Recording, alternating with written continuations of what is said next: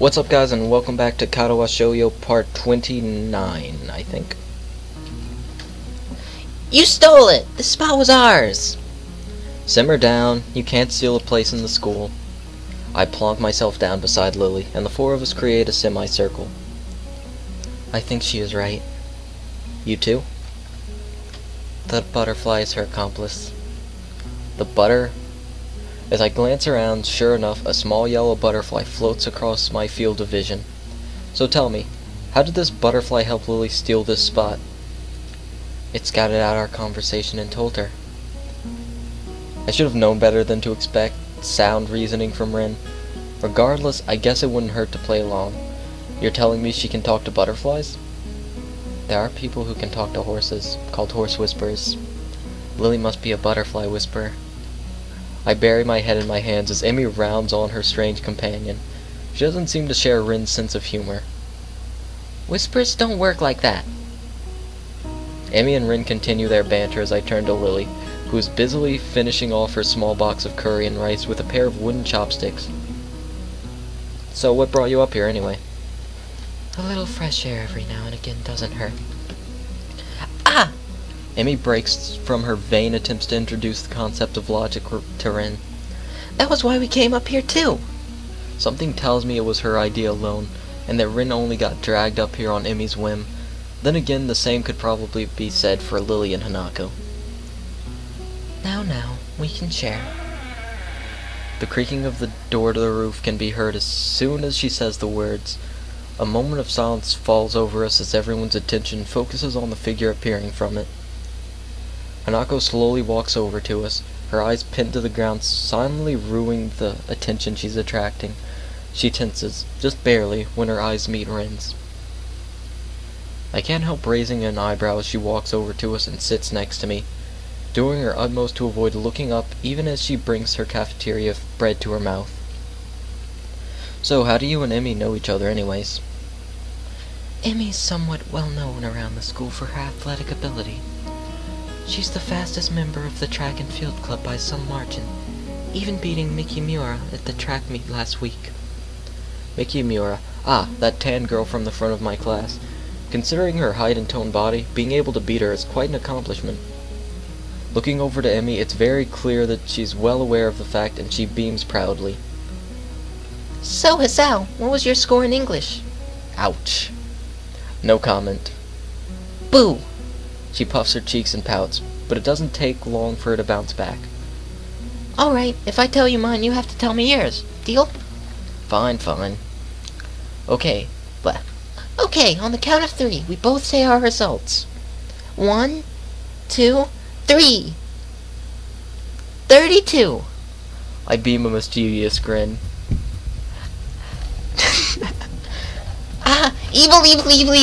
Evil! You said it, not me. Still, the fact that you managed an even lower score than me is kind of amazing. Grrr! She looks and sounds like a small terrier growling at an intruder. I can't say it's the most threatening sight I've ever seen.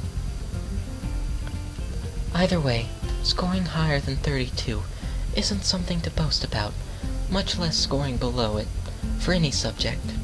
Hey, Lilly. Sorry, Lilly. I could help you with your English if you'd like. It would be my pleasure to.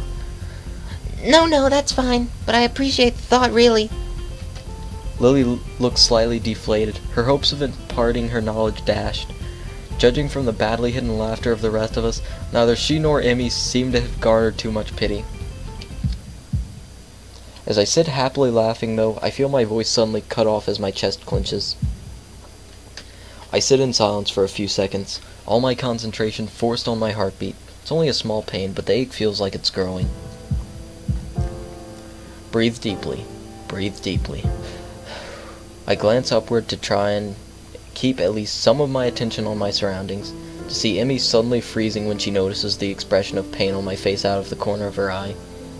Hey, Hisao, are you okay? Yeah, I'm fine. I look back down and redouble my efforts to try and stay calm, clenching my fists to try and dull the pain. It takes a short time, but the pain thankfully begins to fade. When I look back up, there's only silence and pensive faces to be seen. I guess I'd better explain myself. Arrhythmia. I'm fine, it's just a heart flutter. Are you sure? Should we get the nurse? Taking her cue, Hanako quickly picks herself up and begins to dash to the door. Hanako, stop. Lily, I'm fine. You look like a wet, wrinkled tomato. Huh? As I bring my hand to my forehead, I can feel the beads of sweat gathered on it and dab them off with my cuff. Thanks. I told you, I'm fine. I'm just kind of fragile, I guess. The entire atmosphere has changed from one of gaiety to downcast faces, the situation being too awkward for anyone to know exactly how to react. And of course, the whole thing is thanks to me. It just had to happen now around others. Oh, Amy. She looks up, a box of juice halfway to her mouth. I haven't told you of my score yet, have I? Yeah, well, you're half foreign, so your score doesn't count anyway.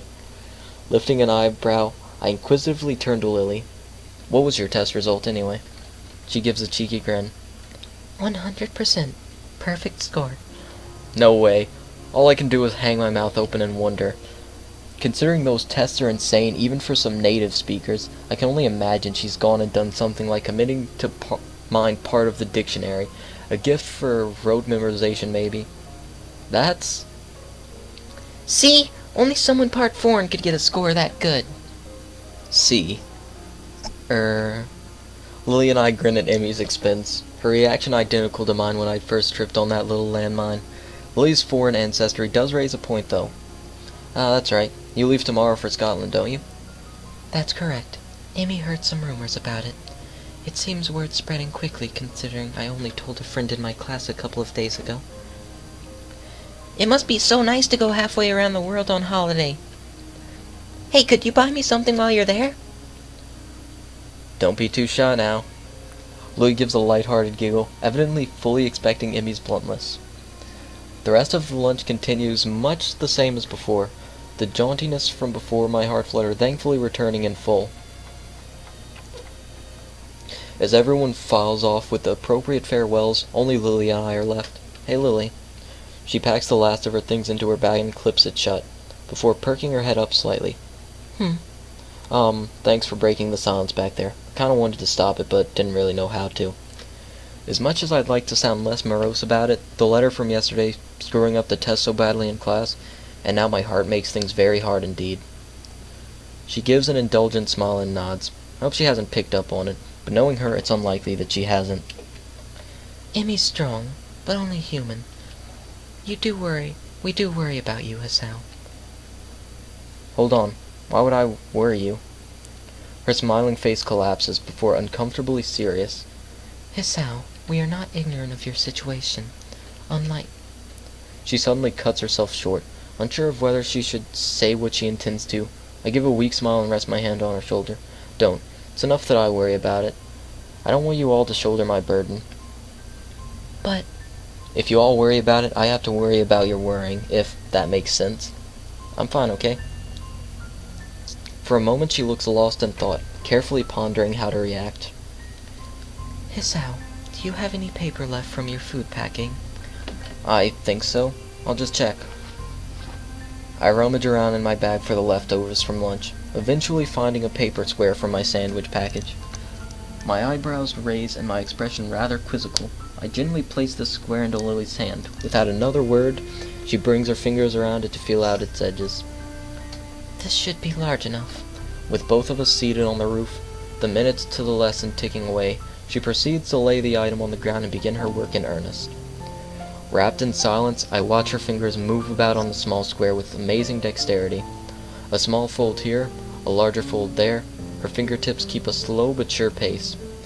Looking up, her expression is calm and placid.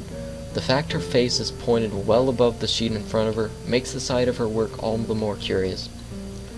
Her shoulders slump a bit after finishing one final fold, her work apparently done. It's only when she holds the item up in her hands that I realize what it is. A small origami crane. Light brown thanks to the packaging used, the result looks quite delicate and precise. You can do origami? I taught myself how to when I was younger. It improved my dexterity a bit. Huh. A little Baffled, I carefully take the small bird from her pale cupped hands as if it would break from the slightest breath. It seems to be folded quite well, and holds its shape easily. We both grab our bags and head out the door, Lilly extending her cane as she does so. I hold Lily's handiwork up to my face for further inspection while we walk down the hallway, her hand running along the silver handrails for orientation. If she taught herself origami to improve her dexterity, with the use of her hands meaning so much to her given her condition, so that's it. I smile as I realize the bird's meaning. Everyone here has had to find their own ways of dealing with their conditions. You aren't alone when you have problems. Thanks, Lilly. I appreciate this. She gives a sweet smile and a nod, not using words when none need be used, in her typical manner. All I ask is that you take care of yourself, Hisao. Don't worry, I will. Promise? Promise. And with that, we part ways. To be honest, I don't know what annoys me more, the fact that I could die at any moment, or the fact that everyone knows that. I guess I'll just take each day as it comes, as the unexpected present in my hand reminds me I'm not alone here. Even though I may be like this, I'm not alone. If they worry, if anyone worries, I'll smile. I'll smile enough for all their worries to go away. What a nice moment. I got goosebumps. Goosebumps on my goosebumps.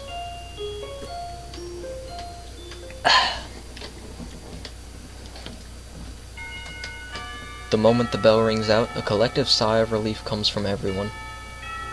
Much of the morning's been taken up by a droning lecture of stereochromy, a topic entirely unbefitting of the unsufferable heat permeating the class. Knowing that attempting to teach anything more would be an exercise in futility, Muto gives up and begins clearing the teaching materials from his desk for the day. As meaningless banter starts filling the classroom, I notice Hanako getting up and coming to my desk. She's been a lot less withdrawn lately, something which gives me a small measure of satisfaction. Hello, Hisao. Hey, wanna go pick up Lilly then? It's close to the time when she'd need to get going if she's going to make the flight.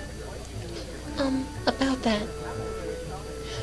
She said she might be held up by her classmates. I suppose that makes sense. Her class usually gets off a little earlier than ours, so Lilly would normally have just come to our classroom. Her class must be sending her off. Well, never mind. We can wait outside her classroom for once, right? She gives a small giggle before nodding, the two of us taking our things and leaving for 3-2's classroom. When we reach our destination, I stop in idle amusement at the scene inside. One of the shorter girls from the class has Lilly wrapped in an enthusiastic hug, her head no higher than Lily's chin. Her other friends, of which there are several, are gathered around her as well. Lilly simply smiles kindly and hugs her back. I guess Lilly must be pretty popular. Compared to Shizune's harsh but fair dictatorship of 3-3, Lilly seems more like a mother figure for 3-2, to say nothing of her height and looks. Kenji's pointedly cool demeanor as he packs up his things at his seat in the back corner of the classroom is expected. He is no doubt far from a fan of the fuss being made over Lily's leaving. Looking beside me and seeing Hanako following my gaze, I decide to finally enter the room. Afternoon, Lilly. It's just me and Hanako. Hanako withers noticeably when exposed to the din made around Lilly. Try as she might, I doubt she'll ever completely get over her social anxiety. Hello. Lilly manages to work out our position reasonably well, her classmate detaching herself without a second word. A look of slight exasperation is written on Lily's face, though I can't say I blame her. Hello, Hisao. Hanako. Do we have much time before the flight leaves? I give a quick glance at my watch. Taking the trip to the airport into account, there's a good 10, maybe 15 minutes left while still allowing for contingencies. Yeah, we still have a few minutes to kill. I won't worry about missing it yet. Is that Hanako? Uh-oh. I think we've just inadvertently become entangled in Lily's social web. The girl is probably part of the legally blind faction of the class like Kenji, given her almost window pane-like spectacles. Her short, roughly cut hair gives her a look that fits her excitable expression. Hello, She takes Hanako's hands and pulls it down, and pulls it up and down enthusiastically. I really don't get how girls can be so social to someone they only know as the friend of a friend. While Hanako exchanges nervous greetings, I look around the room for my short and overdressed next-door neighbor. Try as I might, he seems to have slipped out of the classroom without anyone noticing. Well, I'm gonna end the part there. Thank you guys for watching, and I'll see you later. Peace.